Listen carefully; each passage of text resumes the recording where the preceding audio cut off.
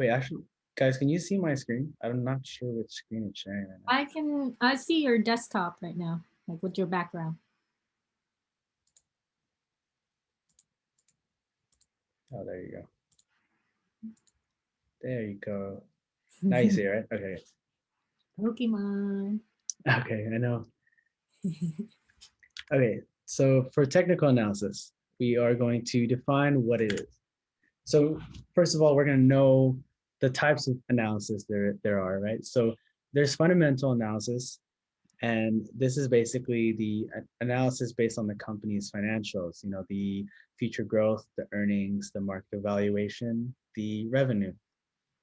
This is optimal for long-term investing because as you get further and further along, a company will only be as successful as their business, right? So this is what institutions and people with millions and billions of dollars invest in, and this is how they really evaluate companies. So like I said here in my little description, this is relative to its current price. So if a stock is cheaper than what the market views, then the stock will people will flood into that stock thinking it's cheap, and same vice versa. If they think it's too expensive, they might start uh, taking some profits, taking some money out of the stock. But what will we be focusing on today is the technical analysis. And this is analysis based on the price action of a given stock that focuses on the price at which is dictated by supply and demand. So it's basically like a forecasting of future price movements based on the current and the past price.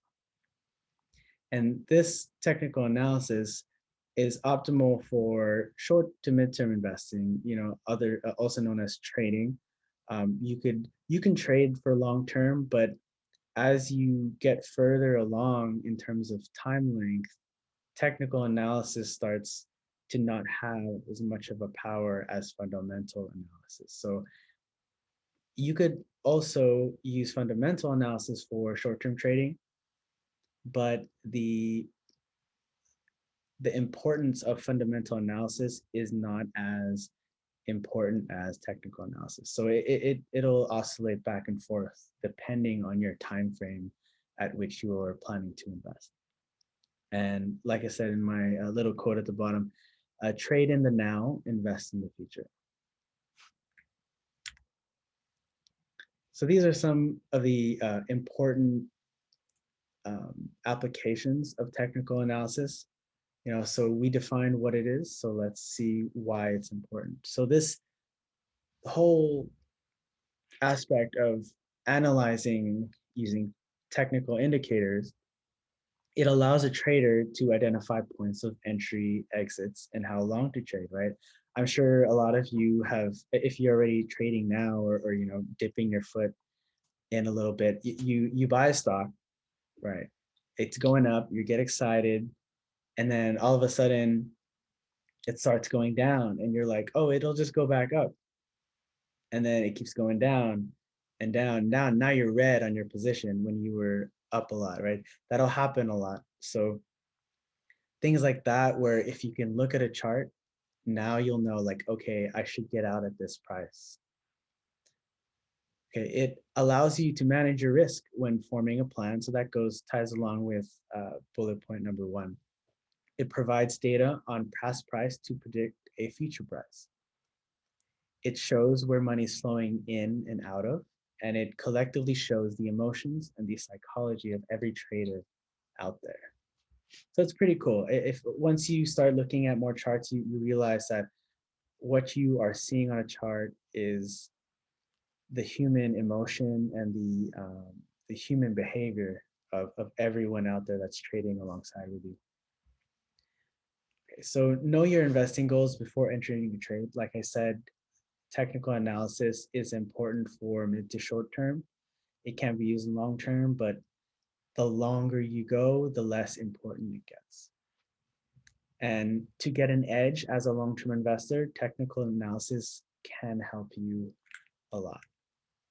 And that's all about trading. You're trying to give yourself that edge, that, just a few percentage of probability so that you can be successful. There are limitations and there are some assumptions that we have to consider. Technical analysis is like trying to predict the weather, right? Has anyone here seen a weather analyst predict if it's going to rain on a Friday in 5 years? No, right? Like they have the data to predict the weather for maybe in a couple months, I would say. But and that's what technical analysis is. We're trying to predict shorter term. So predicting the weather in a longer time frame just is not probable. Before we do technical analysis, we have to assume three things. We're assuming that the stock has liquidity. Does anyone know what liquidity means by any chance? Sometimes these terms, especially for someone who's new, they fly through your head. No, don't all talk at once. Yeah, I mean, I feel like with liquidity, what I know is how quickly you can convert something into cash. Yeah, so liquidity has a lot of meanings, and that is absolutely one of them. Liquidity means like how fast can move into cash. So, for example, is a stock liquid to you? Yeah, because you can just go on Robinhood, you can press sell, and then you get it converted into cash. Now a house, let's say, right? I want to sell my house and get some cash. That's going to take a couple months. There's a whole process. So your house isn't as liquid as a stock would be. An example I put up here is GameStop. So the GameStop gamma short squeeze that we all saw last month, probably still see right now, this affects liquidity. And when liquidity is not there, technical analysis most likely, will just fly out the window because it's not meeting that key assumption. We are going to assume the stock has no extreme unexpected news or event. An example I have of this is Boeing. I don't know exactly when it was, but I'm sure some of you knew or know about the Boeing plane crash that happened. It tanked Boeing a lot. And no matter how perfect your technical analysis is, no matter how perfect anyone's technical analysis is, just because these lines are holding on the chart, if news comes out like this, it will just break straight through your lines. The third assumption is we are assuming that there are no artificial price changes. So this is basically when we have stock splits, reverse splits, dividend distributions. These artificially change the price maybe overnight or at a certain date. And these can affect past price history, which is what you'll see later. It's basically the data, right? That is the data that forms this sort of analysis that we have. So keep in mind that the assumptions can and will break technical analysis no matter how perfect it is. So before we get into the charts, I just want to put the idea into your guys' head that when you look at a candlestick form in real time, when it's moving up and down, when you see price go up, when you see price go down, I want you to think of the bulls, which are the people who want the stock to go up, and the bears who want the stock to go down. And think about a game of tug of war, right? Who is winning in this game of tug of war? Is it even? Is it favoring one side, or does the other side have control? So now the main components of the stock chart. So this is going to be candlesticks. Candlesticks show the price history relative to the given time frame you choose. So if I were to choose, for example, let's say a daily time frame, this candlestick represents a full day's worth of price history. If I choose a 1 minute candle or 1 minute chart, the candlesticks will represent a 1 minute uh, price history. So the components of a candlestick are the open, the close, the upper, and the lower wick, if there is any. In this example, there are wicks. So we will have three types of candles. We're going to have our bullish candle, quote, meaning up. And this is usually defaulted as a green candle. And on the flip side, we have the bearish candle, think down. And this is defaulted as a red candle. And we have our third candle, that's a doji candle. So as you can see on the right side, we're going to start with the bearish candle. The open price, which is up here, that means price started at this price and it moved up or down, as you can see by the wicks. This is price history, but it ended the day. Let's assume these are daily candles, right? It ended the day at this price. And what happens when the closing price is lower than the open price? You end up with a red candle. And on the flip side, when your closing price ends higher than your open price, then you will end with a green candle. And for the third type of candle, we will have a default white. And this is when price closes at or near the open price. Does anybody have any idea why a candle or a candle might close at or near the open price? Sorry.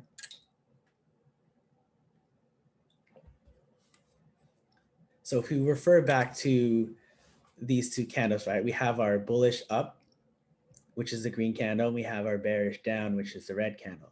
And we have a third doji candle. And like I said, put this picture into your head, right?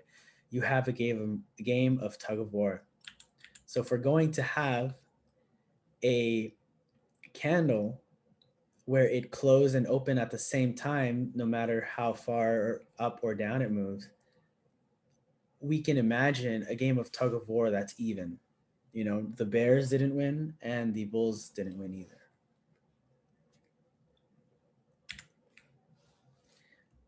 Sorry, let me turn that off.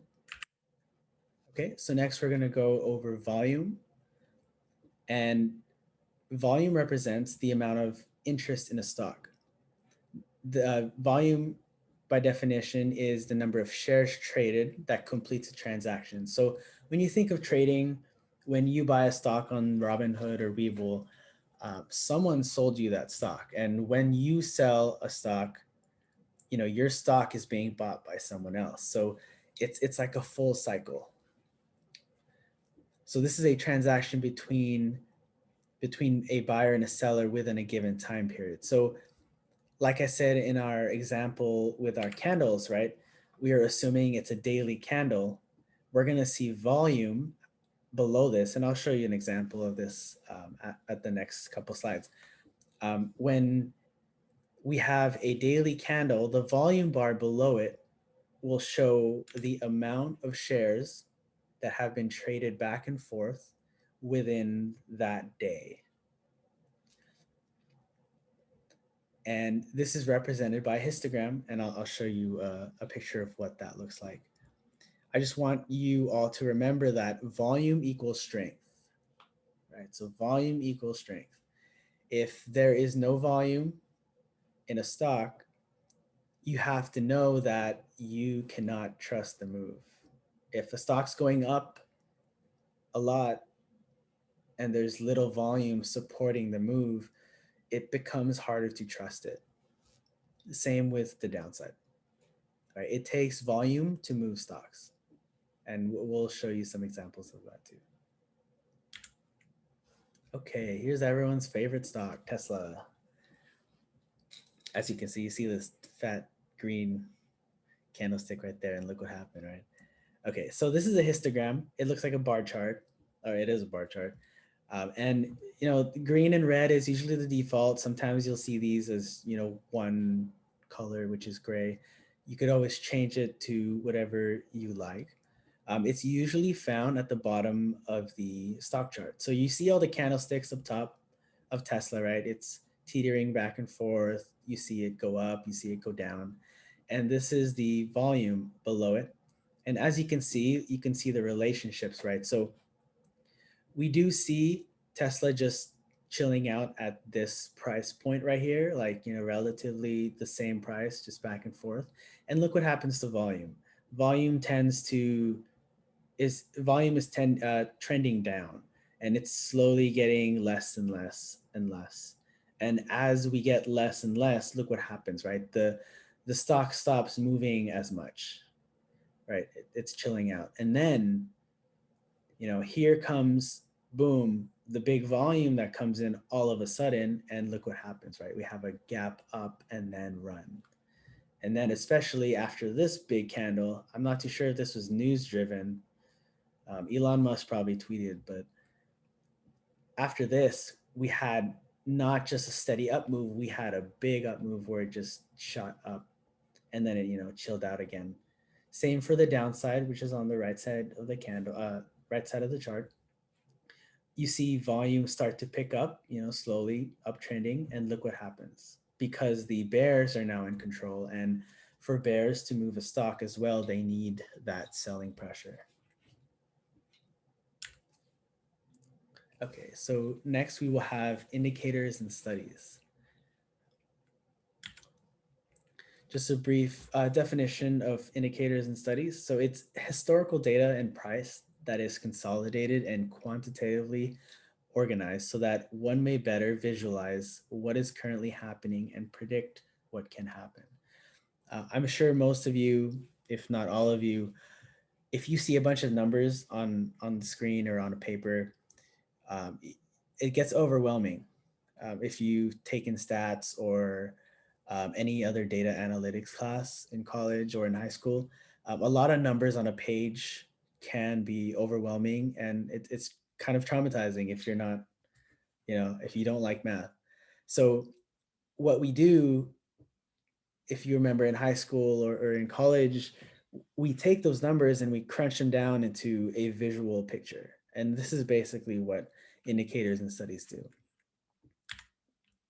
So indicators and studies are used only to add a reason and a verification to confirm or deny your thesis. And the thesis is basically your trading plan and what you think the stock is going to do.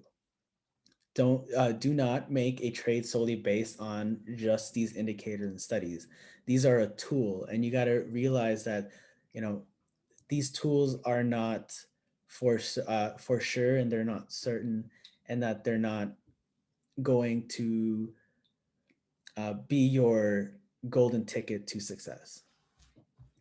Some of my recommendations to focus on for beginners are the moving averages, both the simple and the exponential, a relative strength index, the RSI, moving average, convergence, divergence. This is a big one, so if you guys want to take note of this one, it's called the MACD for short. Volume and average volume. You could also look up on balance volume. That's a popular one as well. For day trading specifically, people tend to favor what is called the VWAP, volume weighted average price. And for those who love statistics, you have indicators such as the Bollinger Bands.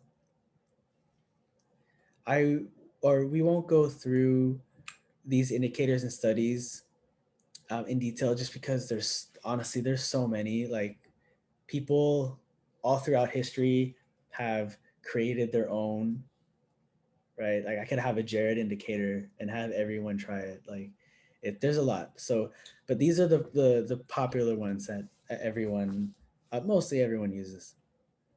And as you get more experience, you could be like, I don't like relative strength index anymore because I don't find it helpful. And that's perfectly fine. So I know there's a lot going on the screen, but I just want you to get a visual representation of what indicators might look like. So at the top where you have the green arrow, these are the moving averages. They basically take the closing price of a candlestick, and they take the last however many days you set it at, and then it basically averages it out into a certain point, and then those points form a line. So if let's say let's pick one.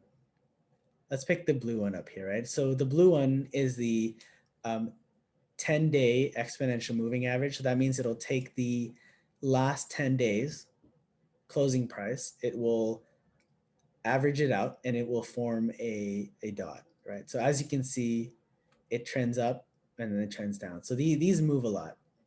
And that's why it's hard to make a trade solely based on this, is because as you can see, there's no real like entry and exit. It's kind of just letting your brain know like, okay, the stock is trending up, the stock is trending down, or the stock doesn't know where it wants to go. As you can see, volume is below that. Like I said, you could also have it below, but personally, I think volume's the best right below the chart, or even on the chart. Below that, we have the stochastic RSI, which shows a bunch of arrows and just indicating whether something is overbought or oversold. Below that, we have the MACD, which is a momentum indicator. As you can see, Zoom stock was climbing up and having really good momentum to the upside, and look what happened. The MACD is above this pink line, which notes it as a good bullish thing. Once it starts crossing below, look what happens, right? Zoom starts coming down.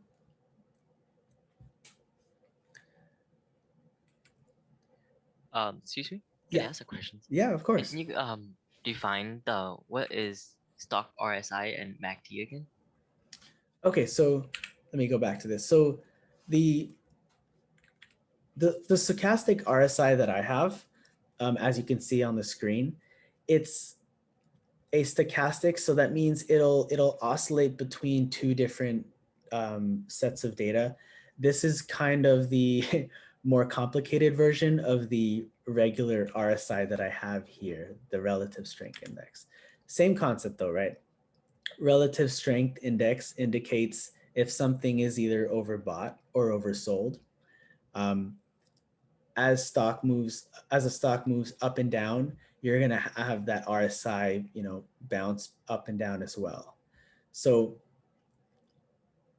the top line here on the RSI shows overbought, and the bottom line denotes oversold.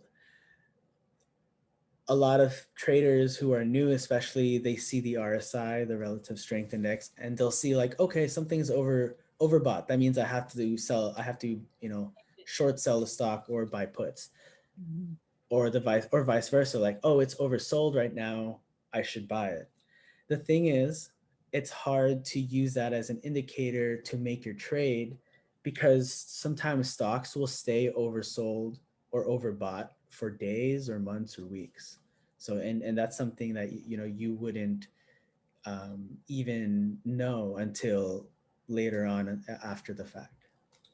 The MACD, the moving average convergence divergence, it tends to be used as a momentum indicator, right? So as we can tell, Zoom in this example, Zoom was coming up and trending upwards, as you can tell. And look what happens in the MACD, right? This middle line denotes like the 0 point, and when the MACD moving averages are above the zero line, it tends to be bullish. And as you can see here, it stays above the pink line all the way up to right here where it finally crossed below it. And if I can, move my cursor up, right here, Zoom stock has already come down. So these indicators are lagging, right? This data is from the past. So if you try to use it for current trades, you might already be too late. But look what happens, right? It gives you a sense of where Zoom currently is and might go in the future. So as we can see, the MACD is crossing below the 0 line. So, okay, that kind of gives me a sense of Zoom might not be as bullish anymore. And, you know, hindsight is always 2020 when you look back into the future. But as you can see here, it never crossed the 0 line for 1, 2, maybe 3 months. And as you can tell, Zoom didn't really go anywhere, at least to the upside. It didn't go anywhere. I hope that answered your question, Henry. Yes, sir. Yes, sir. Thank you. Mhm. Okay, so there is a caveat to all this wonderful data. When you have too many things on a chart, it can get paralyzing. And sometimes you'll have, let's say, for example, let's say I have 5 indicators on my chart. 4 of these indicators say buy the stock, but my last indicator says no, don't buy the stock. Now I'm like, oh, okay, should I not buy the stock or should I buy the stock? You're kind of like, sometimes your indicators will contradict. And this is why I really emphasize having maybe, I would say this is just personally, but at the most, maybe 3. As you get more experience and you know the ins and outs of the indicator you're using and the limitations to it, then you can start adding more things. But over time, that's what you will, come across. So analysis paralysis, just keep in mind about that. Okay, trends. Does anybody have any questions so far? If not, we will continue. Okay, so these are trends, right? There's a quote that says, I don't have it written on here, unfortunately, but there's a quote that says, the trend is your friend until the end. So just keep that in mind. So an uptrend is noted by higher highs and higher lows, right? So as you can see in this diagram, we have a high, we have a low, we have a higher high and a higher low. And it's basically like a staircase up. A downtrend, same thing, but the opposite. We're going to have a lower high and a lower low, right? Low, a high, a lower low, and then a lower high. And it's a, descending staircase.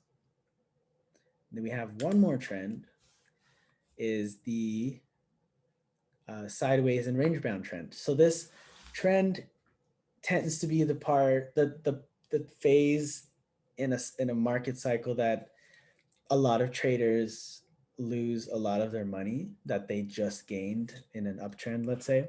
It's because they think the trend is going to continue up, but sometimes they forget that there is a third trend, and that's when a stock doesn't go anywhere. And it'll just trade sideways, or it'll just, relatively go up and down with no clear, consistent trend. So what does this mean? The trend moves sideways within a certain range. So as you can see here on my little beautiful art drawing that I have, it is trading within this range, but sometimes, a low won't reach exactly here just yet, or this high won't reach exactly this high just yet. But for the most part, you do have this sort of channel. And also too, if you zoom in, right, if you have this up move to this channel, this upper channel right here, this is an uptrend. This is a downtrend. This is an uptrend. This is a downtrend. So you have trends within a trend, but it depends on the time frame you're looking at. Also, just something to note, these range bound moves or these consolidations is what it's called. It happens, it usually happens after a big uptrend or downtrend move. It really means like the bears and the bulls don't really have a sort of conviction in their plays. And that's kind of like the doji candle, right? Like the doji candle we talked about earlier, right? The game of tug of war is basically even. Okay, so now we're going to identify a trend, right? So here's an example I have. We have a stock that's downtrending. You have a low, you have a higher low, and then boom, boom, boom, boom, boom, all the way down. It's like a staircase going down. This is a very important point in the chart because it represents a trend change, right? And how do we know what a trend change, when a trend change occurs? Can anyone be brave enough to answer?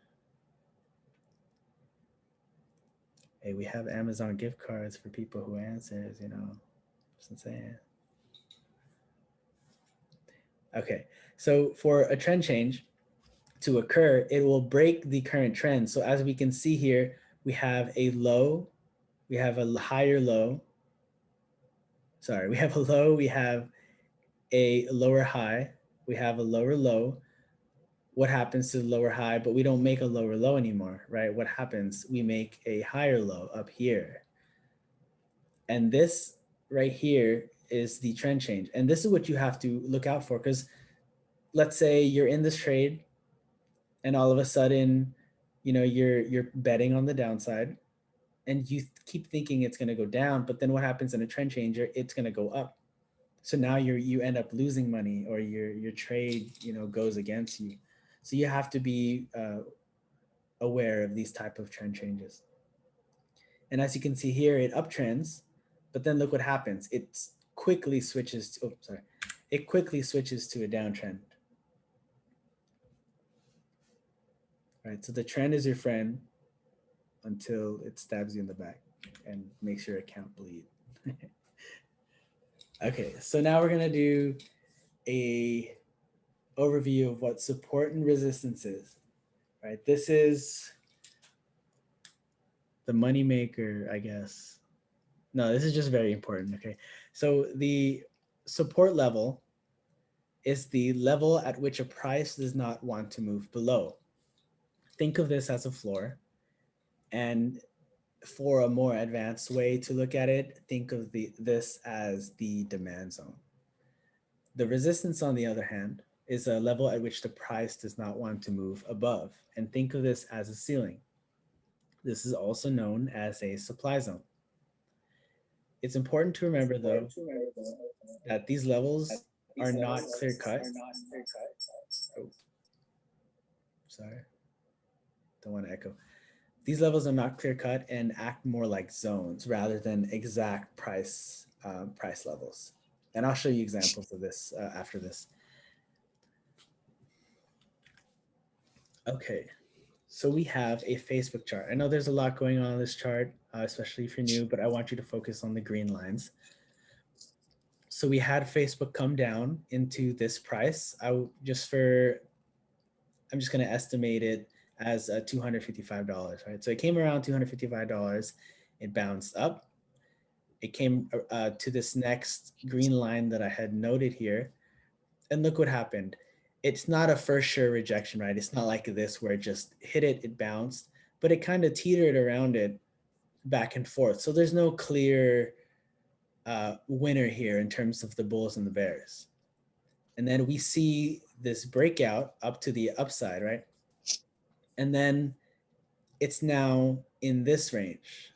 And now it made this high. And you can even say that there's another resistance level here, right? So it's a price at which the stock does not want to move higher. So it can come up, it came up again, it came up a third time, and it didn't want to go above it. So there's a clear resistance up here. And then later on, what happened, we finally broke through it. So before I move on, I just want to drill into your heads that once a support, think of this as a floor, right? So if support is the floor, once you break through support, it becomes the new resistance. So if you think of a room, you think of the floor. If I break through the floor to the floor below me, the floor is now above me, right? So now it's the ceiling. Same thing as resistance, which is the ceiling. If I have a ceiling and I break through the ceiling, now it becomes my new floor or my new support line. So as you can see here, once we broke up above this middle support line, right? We broke above it, the ceiling has been broken and we come back down. Now it acts as a support line. So it's a new floor. The next time we break it right here, we actually rejected it, right? We came back up the floor, but then the bears kicked in and they broke the floor. So now it becomes a new resistance. And you can see that on the right side of the chart right here. It doesn't even want to pass these prices. Not until later where it comes back up. And look exactly where you start seeing some red, right? So that means it's starting, price doesn't want to go above this price level right here. And that was a previous resistance level. So it's important to know when you look at charts to look on the left side of the chart, look back at the history, because sometimes there might be a resistance level that was 2 years ago and you had no idea. And in this market, in this industry, you know, every mistake that you make like that can cost you a lot of money. And none of us want to lose our hard-earned money. I had a question about that. Yeah, go ahead. So like as a TA guy, like what would you like predict ongoing from there? Like is it gonna start fluctuating in between 270 and 280? Yeah, so great question. And that's what we look for as traders, right? As a trader, you want to think, what is the most probable move that I can put my money and bet on, pretty much. And from here on out, if you were to see this resistance level, this is where your indicators come in, right? So if something is overbought, as you can tell right here, right? I'm gonna bring your attention to the stochastic RSI right here. It's overbought, right? The upper portion is the overbought. So I have overbought conditions. I have a stock that just went straight up. And as you can tell, when stocks go straight up or straight down, there's a sort of reversion to the mean, which means it comes back to normalcy pretty much.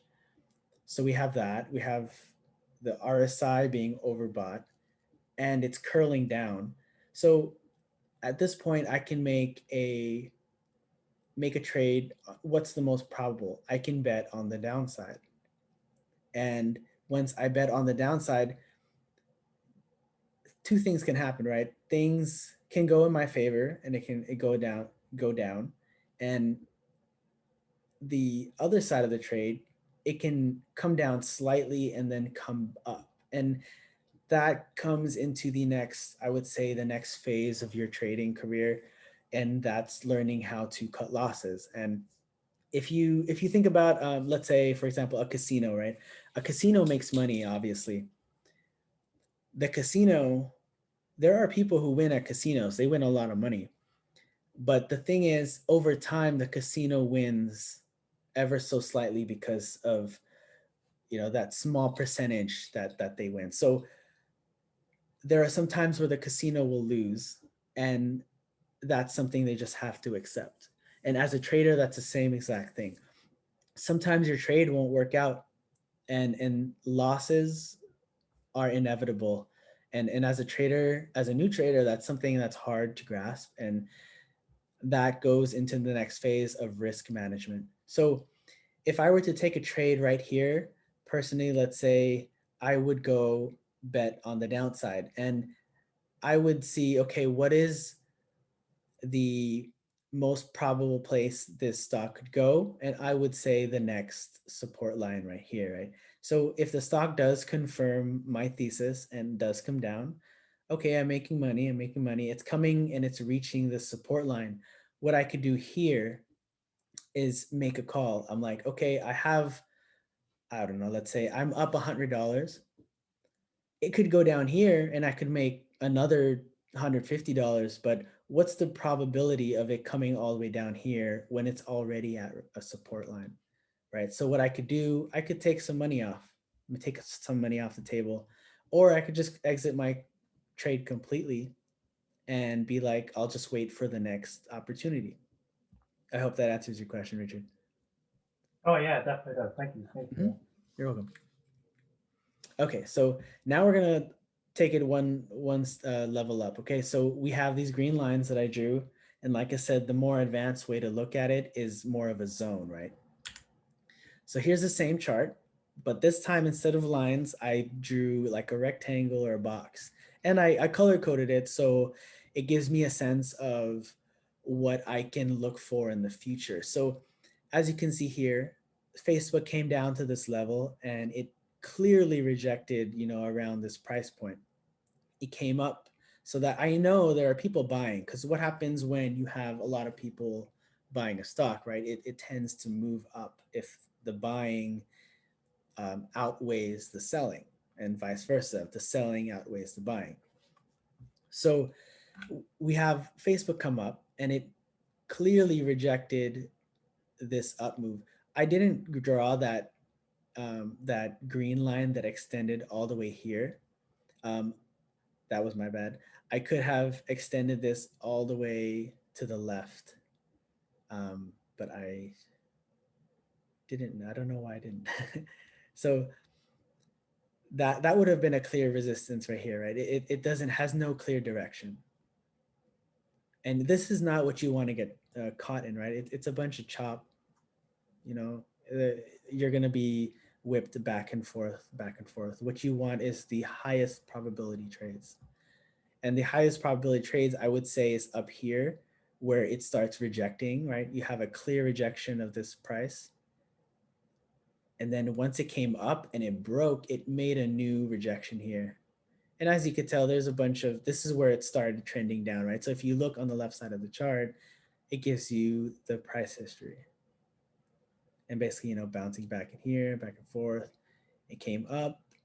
And then like I hear, Richard left. So here's a good example, actually. So let's say we didn't know this part of the chart, right? Let's say that never happened yet. And we're sitting right here. And then we're like, okay, what's the most probable trade? It's rejected here, here, here, here, almost here, here, right? It rejected all these times. And then now it finally broke out. And now we're like, okay, the next resistance is up here. But look what happens. It ends up coming back down and then it comes up. So that's something you really have to pay attention to. Using your other indicators, there might be a lot of, red candle volume, which might indicate a lot of selling. Also, we will move into more patterns in the next couple of slides. And what can we see here as a trend, right? We see a low, we see a high, we see a lower high forming. Sorry, we see a higher low forming, right? And as I'll bring this back up, right? We see a high, we see a lower high forming. So this is what I could do as a trader if we were looking at this point without this, if this didn't exist yet. I could see if like, okay, is it going to break up or is it going to form a lower high, if it's going to form a higher low right here, or if it comes all the way down here. So now I have three possibilities. You have to figure out which one are you willing to put your money in, basically. And sometimes it pays to let a chart develop. You don't have to jump in a trade all of a sudden. You can let it develop and see where it goes. So I was reading a book. It's called Trading in the Zone. It's more on trading psychology and the way to think and react to what you're feeling. And I found this quote really fitting for the indicators and studies. So market analysis finds behavior and patterns in collective actions of everyone participating in the markets. Individuals will act the same way under similar situations and circumstances, producing observable patterns. And this is a good segue into our next slide, which is chart patterns. And chart patterns, although they're pretty cool to see, there is a lot going on, and it's basically explaining the psychology of the bears and the bulls and the battle of the tug of war. So pattern recognition. Pattern tends to respect price action. This means that the price will have support and resistance lines that will dictate supply and demand and where price moves. And these patterns will respect those certain levels. And as you can see, well, I'll show you once we can break down this chart here together. Price pattern recognition. So this is human behavior, also known as psychology. It creates these chart patterns, and we all know human behavior is imperfect. So will the chart patterns. There's no chart patterns that are exactly the same. They will all have their own characteristics to them. And this is a battle of supply and demand that drives these patterns, right? So we have the chart moving up, we have the chart moving down because there was a lot of supply that was added to the market here, and then a lot of demand because people bought it, right? Supply and demand. It's like the age-old economics thing we all learned in high school. And like I said, human behavior is imperfect, so patterns can and do fail. As with anything in the stock market, nothing is certain, nothing is for sure. I think that goes with life as in general. Patterns will look so perfect to you and to others, and all of a sudden go the opposite way. And that's when you move into the next phase, like I said, of your trading career, where you cut losses because losses are going to happen and it's inevitable, and you just have to learn to deal with it. History repeats. History does not repeat, right? A lot of people say history repeats all the time, but history does not repeat, it rhymes. And for those who don't understand what that means, is that history won't exactly look the same in the future, right? It'll look slightly the same. It'll have certain characteristics that are the same, but it'll be ever so slightly different. So we're going to take this chart that we have on the right, and we're going to break it down. So as you can see, before I explain anything, I drew some lines here. And what does this look like? This looks like the chart on the right-hand side. So this is what you call an ascending triangle. You have a triangle forming with a flat line, and you have an uptrending or ascending support line. This is just one pattern. We won't go over all the patterns because there's a lot. No, I'll show you actually. So there's a lot, right? And there's more than this. And this is a whole new webinar on its own. But to explain the chart that I use as an example, we have this stock called CAN. It's moving up towards this price point, and it formed a clear level of rejection, which is also known as a resistance level, right? It came back down, it formed a low.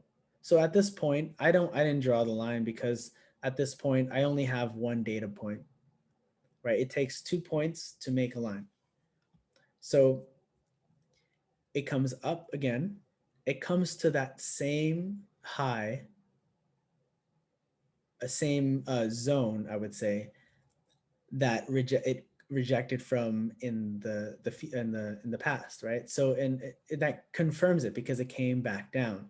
But know this: did it come back to the low of this last low? Right? It did not. It formed a higher high. And what can we note about higher lows, right? So something can be forming here, right? It kind of piques your interest, like, oh, it's not a downtrend, it's not an uptrend, it's not a sideways trend. So what is it? Right? It's forming something. There's a psychology behind everything you see. There's a reason why we didn't make a lower low here, and it's because the bulls, who are the ones who want the stock to go up, they have control, they have the power.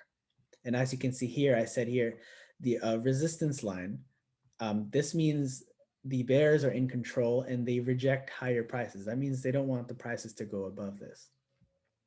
The support line, that is the bottom, the ascending line, it's the bulls slowly gaining more control, buying the dip, right? It's creating higher lows. They're starting to win the game of this tug of war.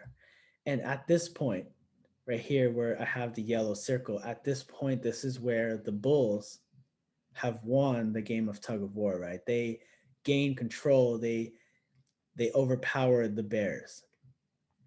And if I could say something I actually forgot to mention, in terms of support lines, the more you hit a line like this, 1, 2, almost 3, 4, 5, the more times you hit a line, the more chance it has to break.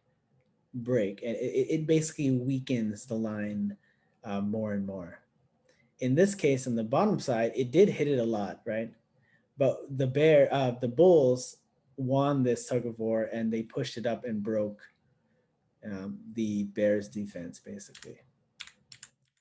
Trading is like a game, if you think about it.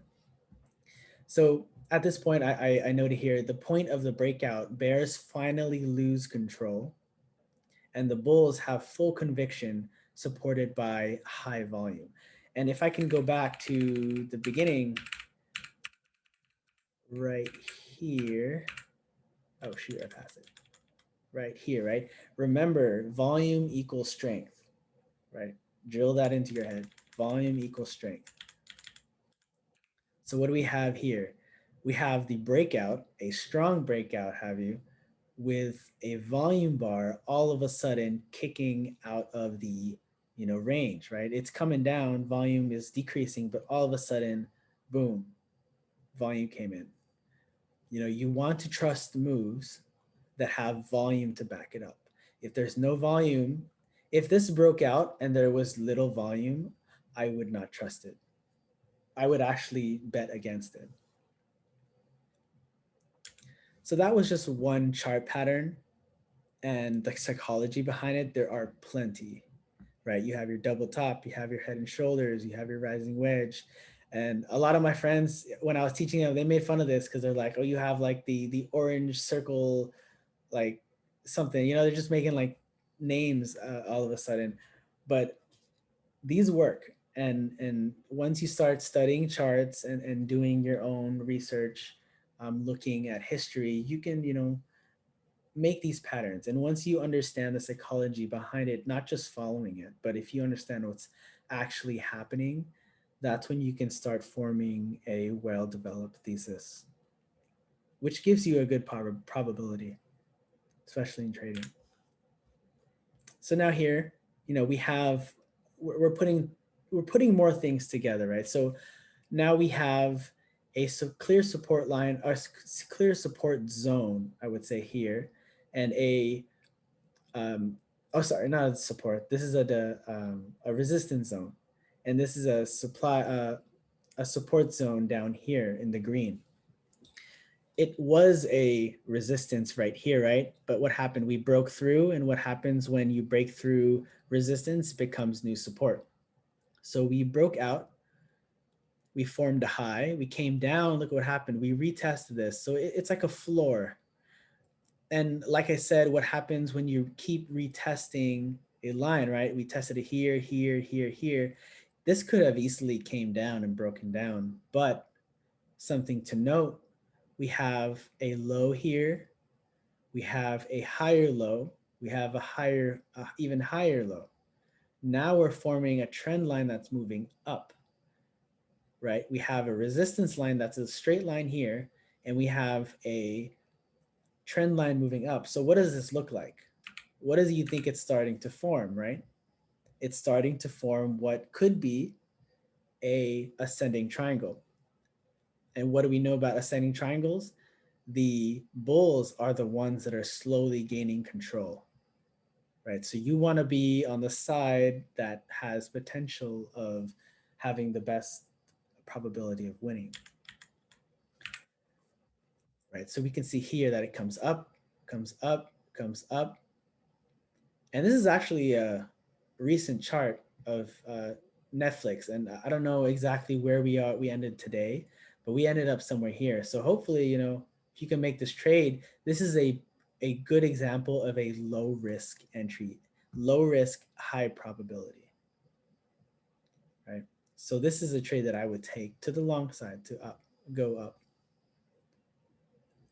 before I move on, any questions? I know this is a lot, but don't be afraid to ask questions. Nothing's a stupid question. We're here to help.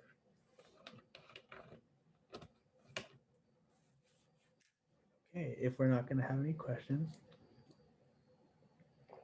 Okay, this is going to be our last section. This is going to be the market cycle. So the market moves in cycles. A lot of people think that stocks are random. They think it's rigged. It's slightly rigged actually, but it's not random. There are cycles in which a market will go through, and we'll go through that together here. So this is something I just put together, very simplistic, shows the 4 stages of a market cycle or a stock cycle. You have the accumulation stage. This accumulation stage can take a very long time. This is, as the word says, accumulation. So the banks, the institutions, the hedge funds, the organizations with billions and billions of dollars, those are the people who move the markets. Very few instances where you and me and my rich neighbor who trades with $5 million will be able to actually move a stock, right?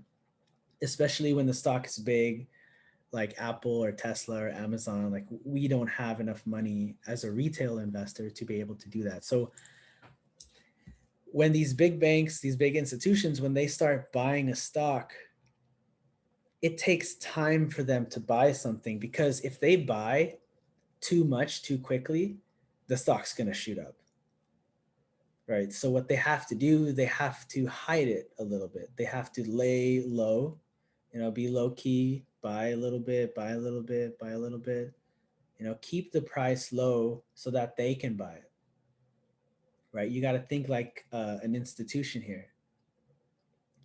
After they've accumulated enough shares, right, they're like, okay, we have a good portfolio. We're going to start buying, right? We want to make money now. So what are they going to do? They're going to buy bigger.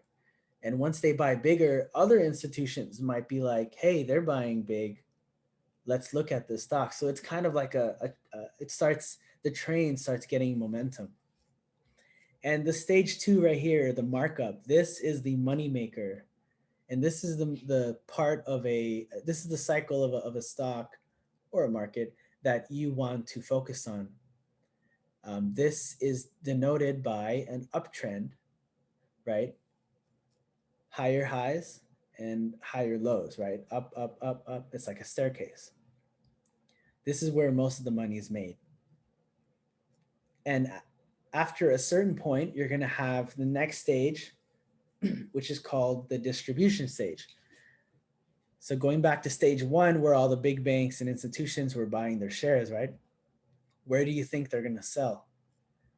They're going to sell up here where they made a lot of money already. But who's going to buy up here?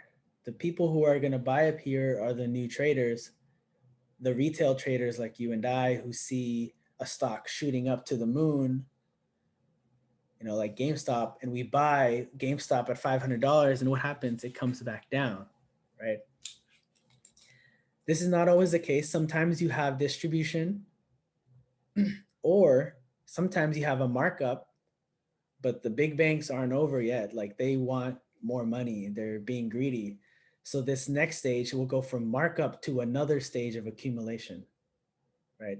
And that's the hard thing. Me personally, I'm still struggling to really try to figure out how to tell distribution versus accumulation, because they can be very similar and they can trick you. So if we were going to go with my example, this will be distribution. This is where the institutions will be taking profits, right? They're taking money off the table slowly, right? Because if they do it in big amounts, you're going to have a big down move already. So what they'll do, just like accumulation, but the exact opposite, they're going to sell in very small amounts, small enough to where it's below the radar. And then once they have exhausted their shares, what do? They're like, okay, let's bring the stock down. They get sell, right? They might even bet on the downside now, and they'll, put more pressure. And this is the last stage, which is the decline. And I found a stock, one of my favorite stocks. This actually fits this cycle perfectly with each stage. So this is the stock called Lemonade. You have your stage 1 accumulation right here. And how do I know this is accumulation, right? Yes, it's teetering back and forth, but what's telling me about accumulation here? I look at the volume, right? Like I said, they're going to buy in very small amounts. They're not going to all of a sudden buy a bunch of shares, because that's going to make the stock go up. As you can see, it already did. So we see here, look at the volume. It's very low, right? You have these certain spikes, but it's canceled out by more low volume, right? More low volume. And then as you can see here, the volume tends to pick up a little bit. And then here, it's super obvious that volume kicks in, right?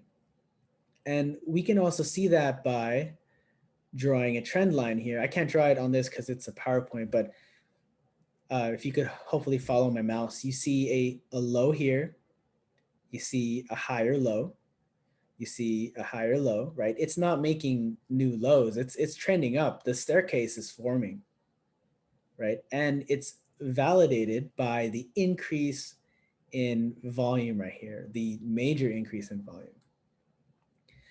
Back here, you could have said the same thing. Let's pretend we didn't see any of this chart. We only saw this. You have a low, you have a higher low, you have a higher low, you have a higher low, right? And it came up, right? It did. It looked good. Volume, though, was low. It was relatively the same. It was a little bit higher, but not enough for you to trust the move, right? And like I said, volume equals strength. And what happens? The bears won this tug of war, and they brought it back down. And sometimes in institutions, this is what they'll do. They'll act both as a bull and a bear, right? So if they're buying here, they're accumulating. They don't want a stock to be expensive. They want to buy it at a good price. If they see a stock moving up too quickly, they're going to switch. They're going to sell the stock a little bit for the short term, bring it back down to a price that they like, and then start buying again. Right? It's kind of like a David and Goliath story where the small guy and these big banks are the ones trying to screw us over. And that's how it's always been. So we got to play the game and think like they do. So we have the markup, the money maker move, right? You have high volume. This is where everyone's going to start getting into a stock. You have everyone, social media, they're posting that they're making 1,000% gainers or 100% gainers, right? This is the move you want to catch. If you're too late, though, this is what can happen. You have your distribution stage, right? The stock comes back down. Let's pretend we didn't know about this portion of the stock. Retail investors will be, or any investors can easily be like, oh, the stock's going to go back up again. But look what happens. Volume dies down, right? Volume dies down. And this indicates also either 1, accumulation, or 2, distribution. But you got to know where we are in the cycle to give yourself a good probability of what might be happening. So you could ask yourself, oh, this could be accumulation, but no, this could also be a distribution stage. And in hindsight, it is a distribution stage. We have the low volume, right, distribution, and then the decline, which is noted by high volume, but now it's not high buying volume, it's high selling volume. Anybody have any questions? Yeah, so like you're looking at all these charts and these stats. Like, what do you do with news information that like you see on TV? Okay, so news, like I said in the beginning, it breaks the assumptions we have as a technical trader, right? So if you are in the mindset of a technical trader, you're looking at the chart. So if you come up with news, actually, let me bring up the Tesla chart that I had. Where I had it. Is it here? No, that's soon. Tesla. Okay, right here. So you have, see this S right here? This was the split. This is when the stock, this is when the split actually happened. But before this, the stock was all the way down here, right? It did the same thing. It was like this, and then it came up. And it came up because of the news that Tesla was going to do a stock split. When they came out with that news, and as a technical trader, you have to take that news into consideration, but you have to see how the market reacts to that news. Because let's say Tesla, let's say tonight I see an article come out and Tesla, Elon Musk is like, oh, self-driving is self-driving. The self-driving feature on Teslas comes out tomorrow, right? That could be really good news. But tomorrow I have to see, okay, will the rest of the stock market think it's good news too? Will they buy on that news? Because sometimes you have news that comes out and the market doesn't give a shit, right? I might think it's really good news, but do the banks and institutions and everyone else trading think it's good news? They might not, and that will hurt me. And I've done that in the past where I bought something like, oh, this is good news, and then all of a sudden, like, it didn't do anything. So you have to be careful with that news. Your news can break your technical analysis, right? I can draw a resistance line up here, and if news comes out, it could easily just break it and shoot up. Does that answer your question, Richard? Yeah, it does. Thank you. You're welcome. A lot of day traders, or momentum traders, they put this all together. So let's say a news release comes out, they'll be ready. They'll have it on their watch list. Like that's news is a good catalyst. If you are already looking at a stock, let's say, for example, I'm looking at Facebook.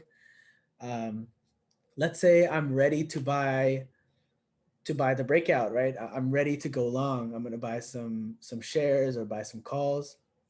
And then tomorrow morning, Facebook comes out with like a new feature or something that everyone likes, or a partnership with like TikTok or something. That's good news, right? So now I'm like, oh, okay, now I have validation of like a better push into the probability that will benefit me in my trade. Same thing on the downside.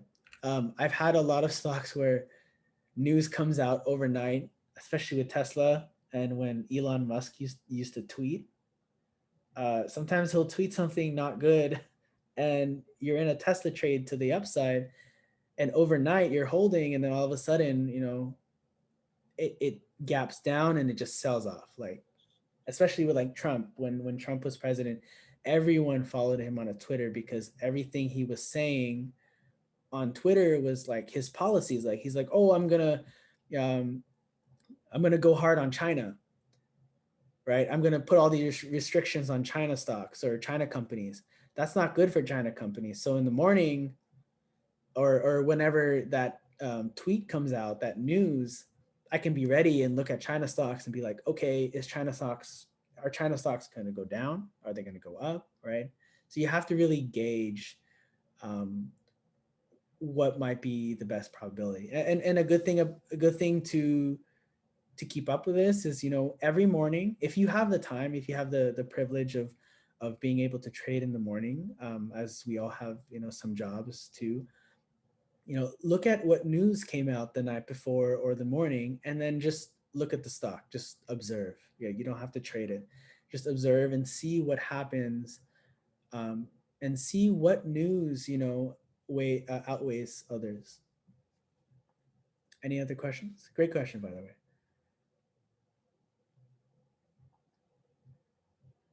No questions? Hey, Jared. Yeah. In terms of charting and like your technical analysis, how does your charts time frame play into all of that? Because I know if you're looking at a daily chart, the bars, the bars will form. Yeah, it's a lot different than if you're looking at like a 5-minute chart. So how does time frame play into your technical analysis, and which time frames would you use in which scenarios? Okay, great question. There is a lot of data as you go into smaller time frames. There's a lot of noise. I would call it noise. Once you zoom out to the higher time frames, maybe the 4-hour, the daily, the weekly, the monthly, that takes a lot of time to develop. So you have to know, like I said at the beginning of this presentation, you have to know your trading plan. Am I planning to trade this stock to hopefully swing to the long side, right? I want to hold Tesla stock because I think it's going to go up, or the chart's telling me that it could potentially have a lot of upside. So at this point, if I look at the daily, right, I have to know that these are days, right? So 1, 2, 3, 4, 5, 6, 7, 8, like this is a long time. If I have this resistance line right here on the lemonade chart that I have on the screen, so let's say I draw a resistance right here, right? As you can see by the orange line, there's a resistance here, right? A stock, let's say, is down here. I know there's a resistance here and here, right? Because of this high here and here. So it might have some trouble here, it might have some trouble here. I'm all the way down here. I think it's a good probability trade that I have a good risk to reward, right? My risk is below here, a new low, and my reward is all the way up here. I'm not going to be, I'm doing my analysis on a daily chart, right? I'm not going to be going to the 5-minute chart and looking like, oh, okay, when do I get in? When do I get out? Because you might get tripped up in the noise, the movements up and down, left and right, right? But if you're going to use the daily chart to trade, you have to know where it closes. So that's the thing too. You have to know that a daily chart, I think, 8 hours from 6:30 to 1 o'clock. I think that's like, yeah, 8 hours with like a 30-minute lunch or whatnot. If I see a daily chart and it's only, I would say 8 o'clock, right? The market opened at 6:30 a.m.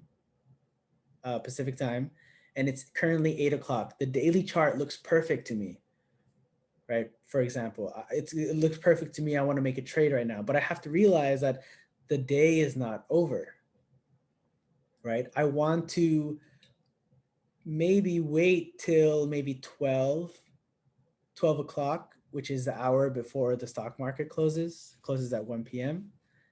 I want to see how the daily candle is forming, right? Because if anything, the daily candle goes up during the morning and then all of a sudden just fades and actually ends up red. So knowing your trading plan, if you're going to be day trading, you want to focus on the shorter time frames, right? The 1-minute chart, the 5-minute chart, the 15, the hourly chart, and then work your way down, right? If you're going to swing trade, which is more mid to long term, maybe start off on the daily, then you're going to go down to the lower time frame, maybe the 4-hour and then the 1 hour, and then maybe find an entry on the 30-minute chart. If you're long-term investing, which you can do with charting too, but like I said, it leans more to the fundamentals of a company.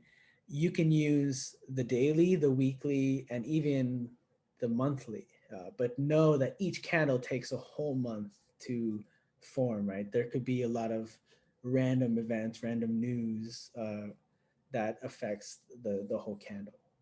So I hope that answers your question, Greg. Yep, it does. Thank you. Yeah, and we'll go over. I know this is I know these are pictures of charts, but maybe next time we'll actually go into like a live stock chart or a live brokerage, so we can actually move in and out of the daily, the different time frames. any other questions? That's like charting 102. 102, next class, next quarter. Yeah. Gotta get an A in this class first. Okay, so with that being said, if there are no more questions, I just want to thank everyone for taking the time to be here. It does take a lot of courage to even get into this sort of industry, I would say. Like I said, it's a David and Goliath story. So you want to be as prepared as you can. Personally, me. Oh, How can I do? it's okay now. You're good. Okay. Yeah. Thank you guys for coming. Sorry, my phone's quality is just, I switched over to, and it's not. Oh, okay. Now I can hear you like clearly. It's okay. So like I was saying, you want to be as prepared as you can. Me personally, I have a full-time job, so I focus on swing trading as much as I can. And then you have to know, if you're going to swing trade, I have to do my homework after work. I can't be doing 5 minutes of my homework, 5-10 minutes, and then go do something else, right? Because if you think about it, I'm putting 5 to 10 minutes in. There are people out there who are part of, big banks and big institutions. They do this full time, and they've been doing this for a long time. And they have such a big edge that you have to realize that you can't treat this like a hobby. And that's something that I think makes or breaks a trader, especially in the long term. I myself was an example of this. I treated this as a hobby. I had a lot of friends who like to gamble. And I guess coronavirus kind of, the whole pandemic put them into the mindset of like, okay, casinos aren't open, so what's next? I have the stock market to gamble on. It really changed my psychology and my outlook on what the market can provide me, but I really had to change that into something that actually can make me money. So, your due diligence will be the most important thing, and that'll be the key to your success in trading. And remember that the trade started yesterday, not when you buy or sell the stock. So thank you for everyone that is here. Any last minute questions? If anybody had anything that they wanted to say, or any feedback, or anything that they would like to see in the future from us?